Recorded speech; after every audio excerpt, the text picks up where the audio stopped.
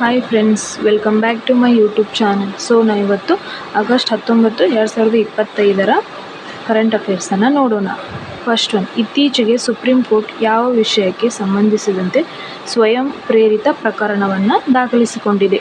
Option A, ದಿಲ್ಲಿಯ ವಾಯುಮಾಲಿನ್ಯ. Option B, Covid ಸಾಂಕ್ರಾಮಿಕ ನಿರ್ವಹಣೆ. ಆಪ್ಷನ್ ಸಿ, ಸೇನಾ ತರಬೇತಿಯಲ್ಲಿ ಅಂಗವೈಫಲ್ಯಕ್ಕೆ ತುತ್ತಾದ ಕೆಡೆಟ್ಗಳು ಸಮಸ್ಯೆ. ಆಪ್ಷನ್ ಡಿ, ಮರ್ತಾಲ್ ಅತ್ಯಾಚಾರ ಪ್ರಕರಣ. ಸರಿಯಾದ ಉತ್ತರ ಆಪ್ಷನ್ ಸಿ, ಸೇನಾ ತರಬೇತಿಯಲ್ಲಿ ಅಂಗವೈಫಲ್ಯಕ್ಕೆ ತುತ್ತಾದ ಕೆಡೆಟ್ಗಳ ಸಮಸ್ಯೆ. ಸ್ವಯಂ ಪ್ರೇರಿತ ಪ್ರಕರಣವನ್ನು ದಾಖಲಿಸಿಕೊಳ್ಳುವ ಅಧಿಕಾರ ಸುಪ್ರೀಂ ಕೋರ್ಟ್ ಮತ್ತು ಹೈಕೋರ್ಟ್ಗಳಿಗೆ ಮಾತ್ರವಿದೆ. ಸುಪ್ರೀಂ ಕೋರ್ಟ್ 129ನೇ ವಿಧಿ ಪ್ರಕಾರ ಸ್ವಯಂ ಪ್ರೇರಿತ ಪ್ರಕರಣಗಳನ್ನು ದಾಖಲಿಸಿಕೊಳ್ಳುತ್ತದೆ. ಹಾಗೆ ಹೈಕೋರ್ಟ್ 226ನೇ ವಿಧಿ ಪ್ರಕಾರ ಸ್ವಯಂ ಪ್ರೇರಿತ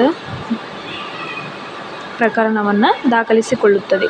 1971ರ ನ್ಯಾಯಾಂಗ ನಿಂದನೆ ಕಾಯಿದೆ ಅಡಿಯಲ್ಲಿ ಹೈಕೋರ್ಟ್ ಮತ್ತು ಸುಪ್ರೀಂ ಕೋರ್ಟ್ಗಳಿಗೆ ಈ ವಿಶೇಷ ಅಧಿಕಾರ ನೀಡಲಾಗಿದೆ.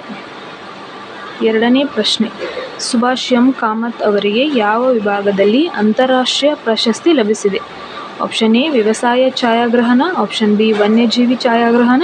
ಆಪ್ಷನ್ ಸಿ, ಕ್ರೀಡಾ ಛಾಯಾಗ್ರಹಣ. ಆಪ್ಷನ್ ಡಿ, ವಾಸ್ತುಶಿಲ್ಪ ಛಾಯಾಗ್ರಹಣ. ಸರಿಯಾದ ಉತ್ತರ ಆಪ್ಷನ್ ಬಿ, ವನ್ಯಜೀವಿ ಛಾಯಾಗ್ರಹಣ.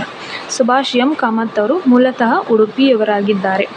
ಅವರು ಕೀನ್ಯಾದ ಮಸೈಮಾರಾದಲ್ಲಿ ಸೆರೆ ಹಿಡಿದಿರುವ 2 ಚೀತಾಗಳ ಬೇಟೆಯನ್ನು ಹತ್ತುವ ಹಂಗರ್ ವರ್ಸಸ್ ಹೋಪ್ ಛಾಯಾಚಿತ್ರಕ್ಕೆ ಇಂಟರ್ನ್ಯಾಷನಲ್ ಗೋಲ್ಡ್ ಅವಾರ್ಡನ್ನು ಲಭಿಸಿದೆ. ಈ ಪ್ರಶಸ್ತಿಯನ್ನು ಓರಾ ಡಿ ಪ್ರೇಮ್ ಸರ್ಕ್ಯೂಟ್ ಸಂಸ್ಥೆ ನೀಡುತ್ತದೆ. ಸ್ಪರ್ಧೆಯ ವಿಶೇಷತೆ ಏನಪ್ಪ ಅಂದರೆ ಇದು FIAP ಮಾನ್ಯತೆ ಪಡೆದ ಪ್ರತಿಷ್ಠಿತ ಸ್ಪರ್ಧೆಯಾಗಿದೆ.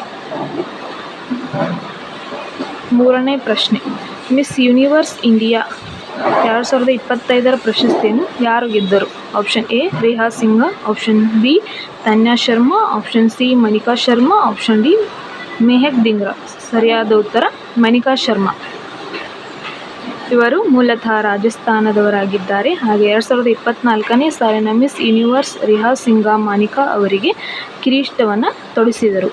ಈ ಸ್ಪರ್ಧೆಯಲ್ಲಿ ಮನಿಕಾ ಶರ್ಮಾ ಅವರು ಮೊದಲ ರನ್ನರ್ ಆಗಿ ಹೊರಹೊಮ್ಮಿದ್ದಾರೆ. ಮನಿಕಾ ಶರ್ಮಾ ಅವರು 2026ರಲ್ಲಿ ಥೈಲ್ಯಾಂಡ್ನಲ್ಲಿ ನಡೆಯುವ 74ನೇ ಮಿಸ್ ಯೂನಿವರ್ಸ್ ಸ್ಪರ್ಧೆಯಲ್ಲಿ ಭಾರತವನ್ನು ಭಾಗವಹಿಸಲಿದ್ದಾರೆ.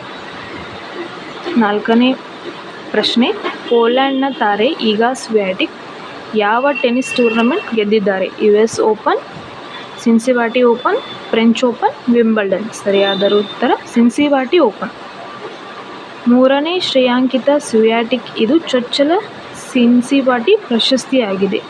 ಸ್ವಿಯಾಟೆಕ್ಗೆ ಸೆಮಿಫೈನಲ್ನಲ್ಲಿ ಎಲೆನಾ ರಿಬಾಕಿನಾ ಅವರನ್ನು ಸೋಲಿಸಿದರು. ಇತ್ತೀಚೆಗೆ ಸ್ವಿಯಾಟೆಕ್ ಚೊಚ್ಚಲ ವಿಂಬಲ್ಡನ್ ಕಿರೀಟ ಕೂಡ ಗೆದ್ದಿದ್ದಾರೆ. ಸ್ವಿಯಾಟೆಕ್ ಅವರು 2025 ಋತುವಿನ 3ನೇ ಮತ್ತು ಅವರ ವೃತ್ತಿ ಜೀವನದ 24ನೇ ಪ್ರಶಸ್ತಿ ಇದಾಗಿದೆ. One liner current affairs. ಇತ್ತೀಚೆಗೆ ರಾಜಸ್ಥಾನವು ಭಾರತದ ಮೊದಲ ಡ್ರೋನ್ ಆಧಾರಿತ ಕೃತಕ ಮಳೆ ಪ್ರಯೋಗವನ್ನು ರಾಮ್ಗಢ್ ಅಣೆಕಟ್ಟಿನಲ್ಲಿ ಪ್ರಾರಂಭಿಸಿತು. ಏಷ್ಯಾ ಮತ್ತು ಆಫ್ರಿಕಾ ಆನೆಗಳ ಬಗ್ಗೆ ಸಾಮಾಜಿಕ ತಿಳುವಳಿಕೆ ಮೂಡಿಸಲು 2012ರಿಂದ ಪ್ರತಿ ವರ್ಷ ಆಗಸ್ಟ್ 12ರಂದು ಆನೆ ದಿನವನ್ನು ಆಚರಿಸಲಾಗುವುದು. ಇದರ ಥೀಮ್ ಮಾತೃಪ್ರಧಾನರು ಮತ್ತು ನೆನಪುಗಳು. ಮೂರನೇ ಪ್ರಶ್ನೆ, ಸ್ವಾತಂತ್ರ್ಯ ದಿನಾಚರಣೆಯ ಮೊದಲ ಭದ್ರತೆಯನ್ನು ಬಲಪಡಿಸಲು ಗಡಿ ಭದ್ರತಾ ಪಡೆ BSF 11ರಿಂದ 17ರವರೆಗೆ ರಾಜಸ್ಥಾನದ ಗಡಿಯಲ್ಲಿ ಆಪರೇಷನ್ ಅಲರ್ಟ್ ಅನ್ನು ಪ್ರಾರಂಭಿಸಿದೆ. Thank you for watching.